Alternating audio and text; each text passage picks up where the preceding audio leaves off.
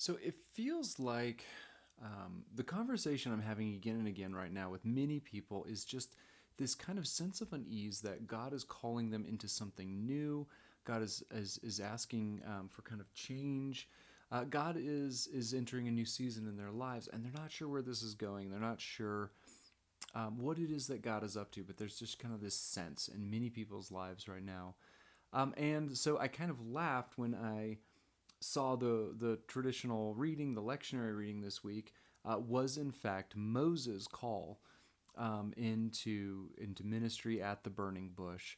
And so this week I wanted to just kind of look at this passage, tease out a few things, and just see what we might have to learn, especially those of us who are sensing something, a draw from God, and are not quite sure where this is going. So we're in Exodus chapter 3. But let me set the stage a little bit. The first couple of chapters in Exodus, we are introduced to Moses and his pretty miraculous childhood. Just the fact that he even survived shows God's hand, because this was a time of ethnic cleansing. It was a time of genocide when his people were being systematically killed, even though they were slaves, because their overlords, the Egyptians, feared them. And so, kind of by the wits of his family, but also I think by the hand of God, as the Bible makes pretty clear, this trick of putting him in a basket, of planting him and letting, one of the princesses of Egypt find him and adopt him. And so Moses grows up in the palace with access to education and power that he never would have had, and of course, access to his own life, which is not going to be the case of many of his peers. And then later on in life, he senses some kind of a calling to go see his people, right? He sees just the oppression, the violence that is being done to them, and he decides to do something about that. I think later in the Bible it tells us he has a sense, even him, that he's meant to take responsibility to deliver these people in some ways. And yet, the way he goes about this is by murdering someone, oppressing something else. He's rejected by his own people for this action. And then, of course, he has to flee for his life when the Pharaoh finds out about that what he has done, that this prince of Egypt has become a murderer. And so he runs away. He runs out into the desert, where he starts a new life. He marries. He becomes a shepherd. And 40 years later, we find him doing something that's basically kind of nothing with his life, right?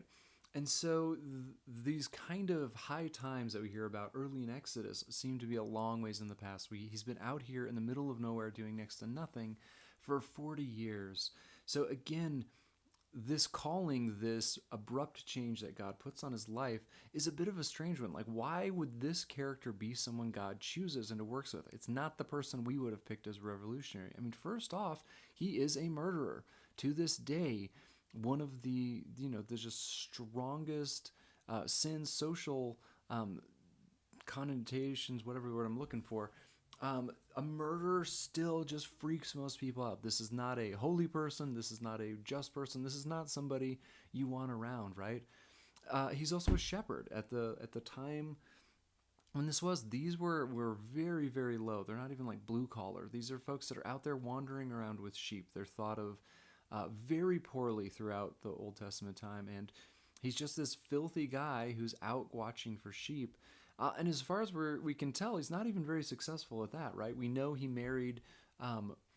he married the daughter of one of the big chieftains of this kind of nomadic tribe. But even here, 40 years later, he's not used that influence to become a chieftain of his own kind. As far as we can tell, he's not even shepherding his own sheep, right? He's not successful in business or whatever.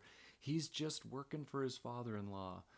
And again, to this day, we tend to think pretty lowly of people who can't make it on their own, right? This is a guy who just has a job because his father-in-law has to give him a job somewhere, has to take care of his daughter because Moses isn't doing the job. And the setting is not anywhere special either. We're told that he sees this on the mountain of God, right? But that's only becomes the mountain of God because of this and later meetings God is going to have with Moses and others of his people here. At this point, he's in the middle of nowhere. He's out in the wilderness. He's just looking for enough grass for his people, or I'm sorry, for the sheep that he's taking care. It's a totally ordinary day. He's kind of in the middle of nowhere, and it's into this setting that God kind of breaks in as we are in Exodus chapter 3. Moses was taking care of the flock for his father-in-law Jethro, Midian's priest. He led his flock out to the edge of the desert, and he came to God's mountain called Horeb. The Lord's messenger appeared to him in a flame of fire in the middle of a bush. Moses saw the bush was in flames, but that it didn't burn up. Then Moses said to himself, "Let me check out this amazing sight and find out why the bush isn't burning up." And when the Lord saw he was coming to look, God called out to him from the bush, "Moses, Moses!" And Moses said, "I'm here." Then the Lord said, "Don't come any closer. Take off your sandals, because you are standing on holy ground." He continued, "I am the God of your father, Abraham's God, Isaac's God, Jacob's God." Moses hid his face because he was afraid to look at God. Then the Lord said, "I've clearly seen my people oppressed in Egypt. I've heard their cry of injustice because of their slave masters. I know about their pain. I've come down to rescue them from the Egyptians in order to take them out of that land and bring them to a good and broad land, a land filled with milk and honey, a place where the Canaanites, the Hittites, the Amorites, the Perizzites, Hivites, and Jebusites all live. Now the Israelites' cries of injustice have reached me. I've seen how much the Egyptians have oppressed them, so get going. I'm sending you to Pharaoh to bring my people, the Israelites, out of Egypt." But Moses said to God, "Who am I to go to Pharaoh and bring the Israelites out of Egypt?" And God said, "I'll be with you. And this will show you that I'm the one who sent you. After you bring the people out of Egypt, you will come back here and worship God on this mountain." But Moses said to God, "If now I come to the Israelites and say to them, 'The God of your ancestors has sent me,' they're going to ask me, 'What's this God's name?' What am I supposed to say to them?" God said to Moses, "I am who I am. Say to the Israelites, 'I am has sent me to you.'" And God continued, "Say to the Israelites, 'The Lord, the God of your ancestors, Abraham's God, Isaac's God, Jacob's God, has sent me to you. This is my name forever. This is how all generations will remember me." So it's a fascinating and weird passage, right? And yet one of the most famous stories in the Old Testament of God intervening and beginning this process of the Exodus, which is going to be one of the most important spiritual events in human history. So let's talk for just a second about this burning bush, this image of the burning bush. Why did God choose to prevent himself in this way? In the Bible, fire is often associated with God. There are many stories besides this one in which God's presence is going to be signified by fire. We see this in the Old Testament, and we see this in the New Testament as well. Even the coming of the Holy Spirit, fire is there. Maybe this is an image just because of the sheer power of fire, right? Fire can burn almost anything. It can transform anything. Maybe it's an image of kind of otherness. There's nothing really like fire in the world. And again, it's both its power, but it's a very unique, even, from the physical perspective, even the scientific perspective we have nowadays, we know it is unique. It's not like any other type of matter. It's its own. It's plasma, I think they call it, versus liquid, solid, whatever. So maybe God is emphasizing his uniqueness, as he often does with like the words like holiness, and I'm this way. Maybe it's just beauty too. I think most of us have gotten kind of just lost in the beauty and the changes in a campfire or the flames themselves. And you have to remember, for most of human history and most of the world right now, there are not a lot of forms of entertainment. And people have always been drawn to kind of this special beauty that's for anyone that is in a fire. So maybe some of those pieces are there. The fact that God is kind of self-sustaining, right? A fire is only there as long as it has something to burn. And yet this fire on this bush, which is what catches Moses' attention, does not seem to be burning up. It just continues to burn and burn and burn with the energy within itself. It's self-sustaining, it's independent, it's whole, it's by itself. And so that image could maybe be connected with the way God introduces his own name, right? I am. I be. I am not like other things. I don't require anything from anyone or anything else. Um, and so maybe these are kind of some of the images that God is playing with this burning bush. I ran into this week in my readings that there's actually kind of a whole nother branch of interpretation of the meaning of this, especially within Judaism, and even Judaism that would have come very quickly after this event was first reported, and that is that it's actually a show of solidarity between God and His people. This bush would have been a very average, very humble, very unimpressive bush in of itself, and a lot of people interpreted that bush as actually an image for God's people who are poor and oppressed and are slaves at the time.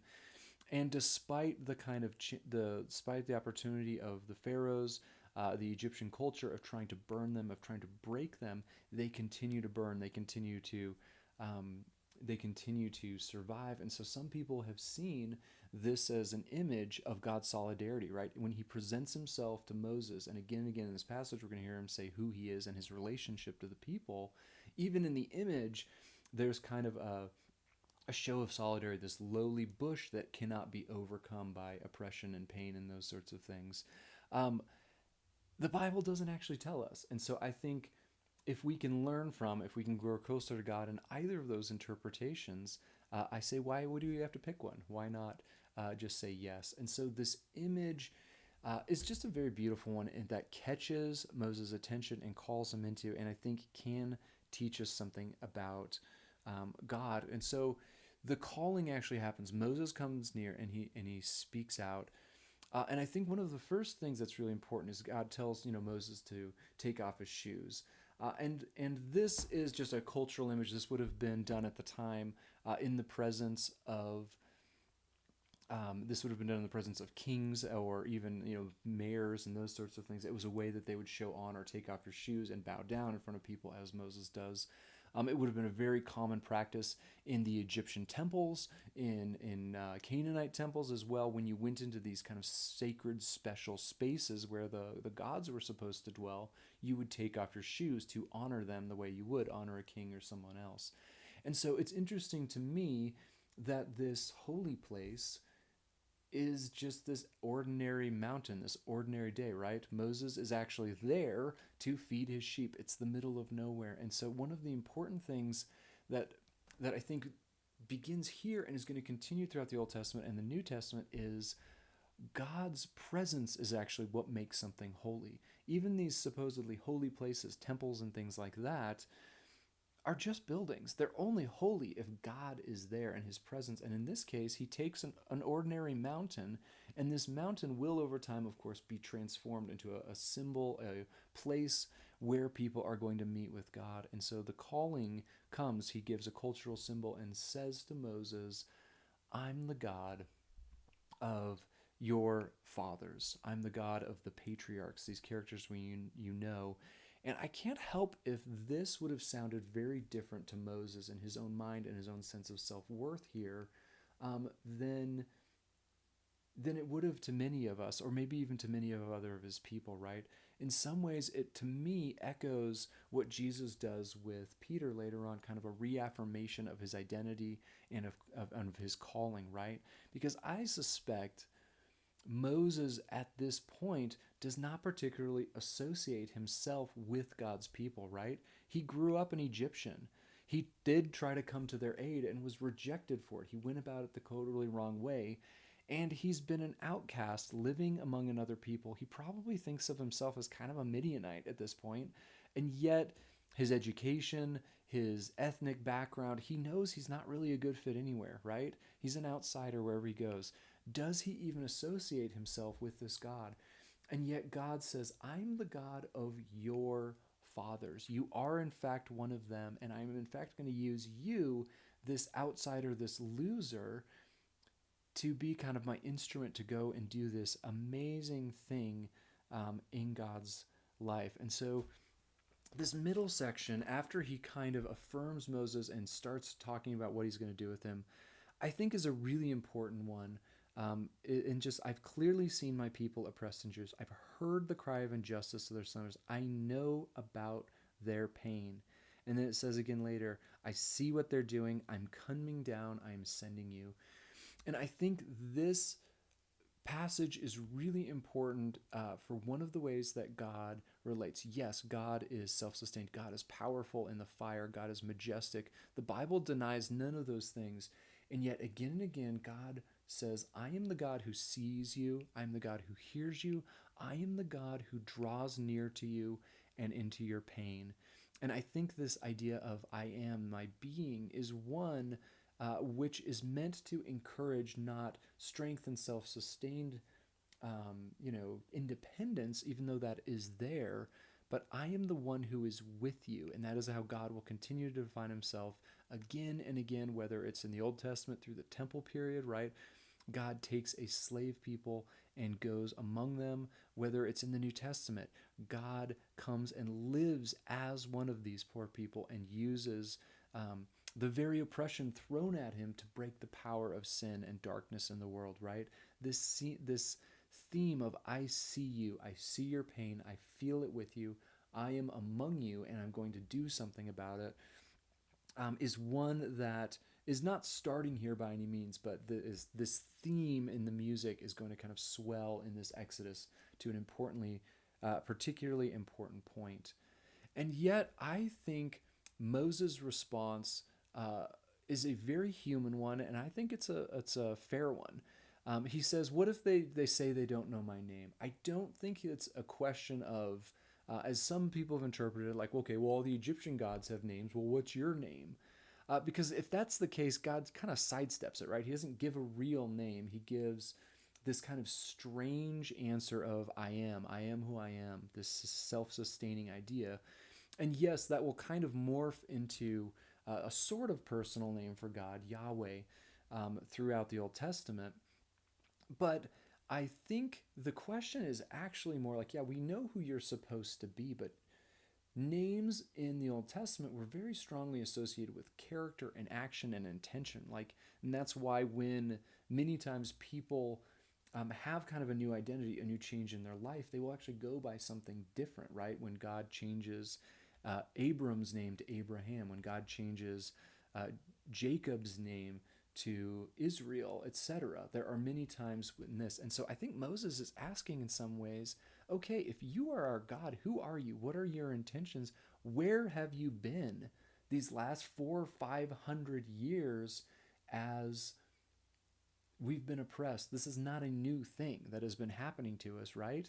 I alone have lived through this for 40 years in exile. I was 40 and I watched this thing happen. He's an old man by most standards. Where have you been? What are you doing? And I think God's answer here is an interesting one, saying both predictive. There will be a point in time when you understand. There will be a point in time when you are actually standing here with your people. They will be free. They will be redefining themselves in my presence as a new people, as a new identity. This happens later on. But for Moses at the front end of this, who's feeling pretty insecure, I don't think that that is as much of a consolation as it isn't for us most of the time, as some of these other pieces are, saying, I am the one who has sent you. This is my name. This is how you'll be remembered, right? You'll remember me as the relational God. I am the God of Abraham and Jacob and Isaac. And it pulls together these stories, this relationship and this covenant God has had with these people, saying, I will take care of you. I have a place for you. Come out of the oppression and come into home.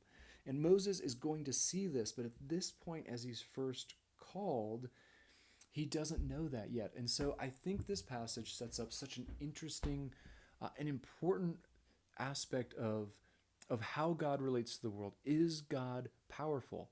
Absolutely. And we are going to see that in these stories. And yet, who is it that God is always calling to kind of collaborate with him, to do this work with him? In this case, it's someone who's a loser and even an immoral person by almost every standard. And yet, it is an unimpressive person who, in the end, will become great by trusting that God can use even them, right? Moses cannot cause these plagues, and yet he can go and he can show the courage to faithfully say, this is what God is doing, when it's what nobody wants to hear. God is using someone who can actually trust him. And I think he tends to use people who need to trust him. Moses is a pretty obvious candidate of someone that is not going to be impressing anyone on his own strength. And at no point is he claiming, I am doing these things, I am fixing things, right? Until much later in life. And that's the big mistake he makes. But at this point, he is very, very humble. At this point, he knows he's not impressing anyone. And if God is not with him, nothing is going to happen. And yet, that's the affirmation. I am with you. I am a God who comes to you. I am a God among you. I am the God who saves, who will pull you out of slavery, who will protect you from the armies, who will feed you in the desert. And this theme kind of continues. And I think the culmination of all those themes of God, the God who saves, the God who is among, is of course going to culminate in Jesus Christ himself. I am the God who comes among you and experiences what you experience, and who saves in an unlikely way, breaking the powers of sin and death, of course, through the crucifixion, right? And so I think this unlikely individual meeting with God in an unlikely place is one that we can take great hope in as well. Do most of us feel like we have a calling that is as grand as Moses? No, we don't. And yet Moses did not think he was up for what God desired of him and what God knew he could do through him. And so I think that those are promises we can hold on to as well. God promises to be with us. God promises to strengthen us, especially when we are willing to rely on him. And so I think for most of us, when we are going to willing to work with God and listen to God and trust God, we can trust any adventure he chooses to take us on, whether that is a very ordinary day in ordinary life, like Moses was experiencing at this point, whether it's something that looks in retrospect incredibly grand. But either one, it's the presence of God and our willingness to trust and collaborate that is going to make all these things happen. We see this in the very unimpressive and humble Moses here, and I think we can see it in one another's lives and in our own lives if we are willing to look with those lenses.